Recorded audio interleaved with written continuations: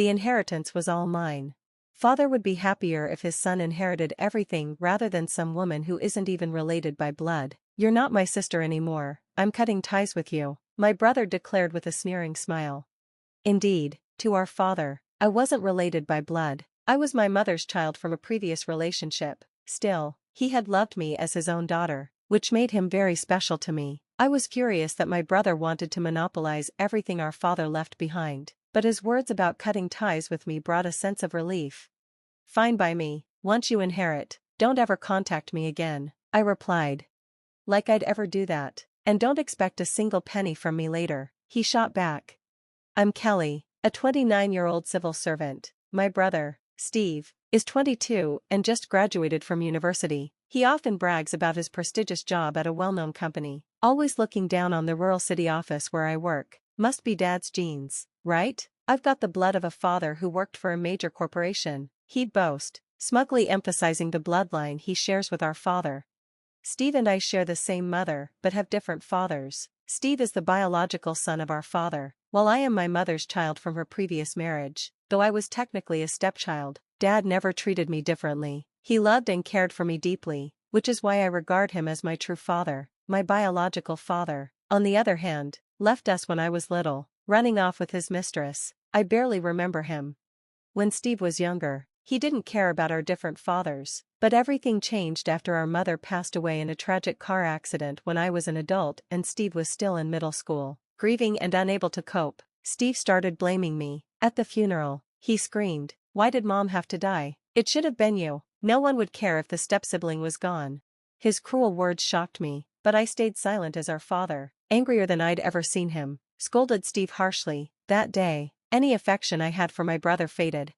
Over the years, our relationship deteriorated. Steve seemed obsessed with outshining me academically, but his ambitions always backfired. He failed to get into his first-choice schools for both high school and university. As a student, he couldn't out-earn me, a full-time employee, and he avoided sports or arts to escape potential failure. Instead, Steve focused on asserting his higher status as Dad's biological son. He taunted me endlessly, saying, "I'm Dad's real child, you're just an outsider." Initially, I believed his behavior stemmed from misplaced grief, but as he grew older, his words carried genuine malice. Exhausted by his provocations, I started avoiding him altogether. When Steve decided to live at home during university, I moved out to my own apartment. I even coordinated visits with Dad to ensure I wouldn't run into him. 4 years later, Steve graduated and landed a job at a reputable company. I had prepared a tie as a graduation gift but decided against giving it to him when he greeted me with his usual smugness. "Of course, I got a better job than you. I've got Dad's genes," he said, clearly unchanged by his time at university. I continued living independently, working as a civil servant, while Steve lived with Dad and navigated the struggles of a new working adult. Unfortunately, this phase didn't last long. Less than a year later, Dad fell gravely ill and passed away suddenly, leaving me no time to say goodbye. At the funeral, I took on the responsibilities of the chief mourner. Thanks to Dad's meticulous planning, most of the arrangements were straightforward, except for the inheritance. The only inheritors were Steve and me, and I knew the discussion would lead to conflict. As expected, Steve showed up late to our meeting without so much as an apology and immediately said, "The inheritance? I'm the real child, so it's all mine. You're just a stepchild, an outsider. Isn't it greedy for an outsider to claim anything?"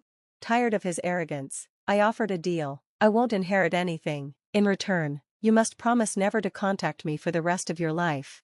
"Deal, like I'd ever contact you. Just disappear," he said, sneering. Disgusted, I left the meeting. The next day, I visited a lawyer to formalize my renunciation of the inheritance. "Kelly, as a stepchild, you technically don't have inheritance rights," the lawyer started. "Actually, Dad adopted me legally," I interrupted, "but I don't want anything. I'm giving it all up." Dad had officially adopted me after marrying my mother, which meant I had full inheritance rights. But I wanted nothing to do with the complications of being labeled a stepchild or a legitimate child. I simply wanted to cut ties and move on.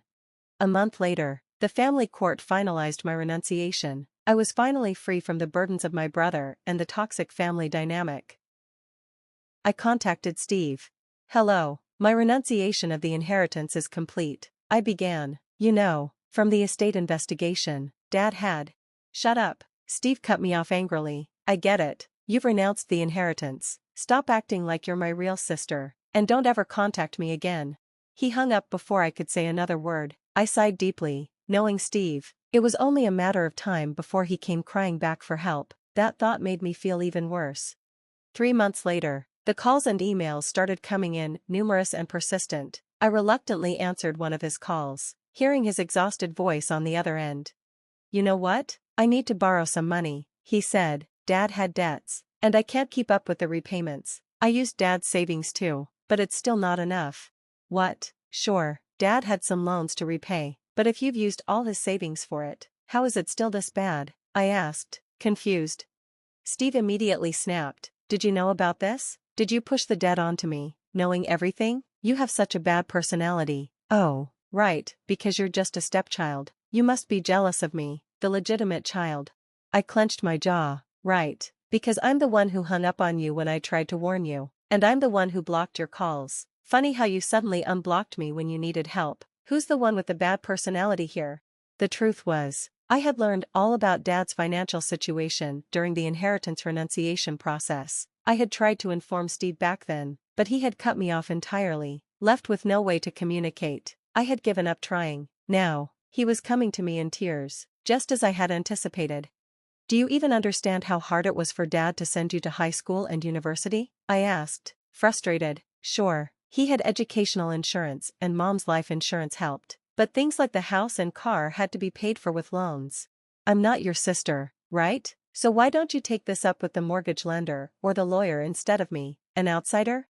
What are you talking about? Steve retorted. Don't sweat the small stuff. Besides, I'm treating you like a sister, even though you're just a stepchild. You should be happy about that. Now, come on, Kelly, give me some money.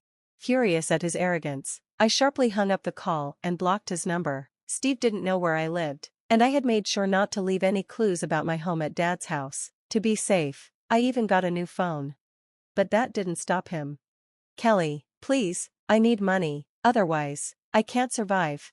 Steve started showing up at the city office where I worked. Gone was his usual smugness. He looked genuinely distressed. He would visit repeatedly, always during lunch breaks, as if sneaking away from his job. On days he didn't visit, he bombarded my phone with calls, disrupting my work.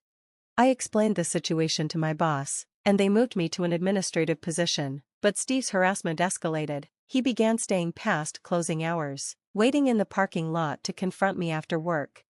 One evening, I finally had enough. I caught him lingering in the parking lot and dragged him aside.